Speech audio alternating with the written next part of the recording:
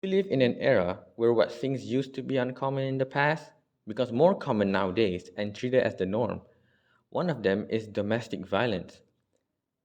What is exactly domestic violence? Domestic violence, also called domestic abuse or family violence, is violence or other abuse that occurs in a domestic setting, such as in a marriage or cohabitation. Domestic violence is committed by one of the people in an intimate relationship against the other person. Domestic can involve children, parents, spouse, or partners. Most common nowadays are that are in cohabitation. In case you don't know what cohabitation is, it's when someone is living together but aren't married. To put it simply, they are girlfriends and boyfriends. Most cases of domestic violence are from cohabitation because they have less sense of responsibility to her or his partner or children rather than those who are already married. But this doesn't deny the fact that domestic violence also happens with married couples as well.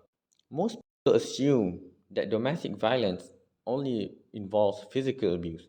No, in fact, it is far more than that alone. There are also sexual, isolation control, and emotional too. Verbal and emotional are one of them, and this is common for children that have very strict parents that have very high expectations for their children's academic performance. This can lead to the child to build up stress and that can lead to suicidal attempts. What are the causes of domestic violence? There are actually so many causes of domestic violence, and I will list two of them. One, having low self-esteem. Domestic violence often occurs in relationships where one person has a desire to control the other. The abuser may try to control the other person's social life, travel, and money. For the man to be the abuser, it is because he most likely don't want his partner to cheat on him with another man, resulting him to go to unexpected lengths to quote unquote protect his relationship with his partner. Without realizing it, he has done domestic violence rather than protecting it, in the end, resulting in breaking the relationship. Secondly, previous history of being abused. Unfortunately, without intervention, the cycle of abuse is often difficult to break. Survivors of domestic violence often tend to either become abused again or become abusers themselves. Survivors of domestic violence often believe they deserve the abuse. This mindset leads them to be for them to be less likely to stand up for themselves. Those who become abusers, on the other hand, often to do so because they feel so much anger and frustration related to the experience of being abused.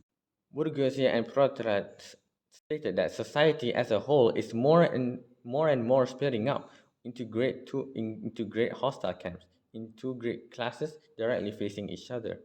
Conflict theory is a theory developed by Karl Marx, which states that society is in a state of perpetual conflict because of scarcity of resources. Society consists of two groups, the bourgeois and the oppressors, and the proletariat and the oppressed. From a conflict perspective, the relationship can be analyzed as the abuser as the oppressor and the victim being the oppressed. So, how do we solve domestic violence? We can promote equality in relationship, and equality here means both parties get equally treated and given their own rights, without the male side getting meals and when he gets home, and also the wife getting a roof to be under. Promoting gender equality also prevents violence against women. Patriarchal society limits women's independence, rigid gender roles, and stereotypes, and emphasizes aggression and disrespect towards women, vice versa. In conclusion, domestic violence is a cyclic phenomenon that needs to be looked at in more in detail, and people should be more aware with their choice of love and must not be afraid from getting help from others or the authorities.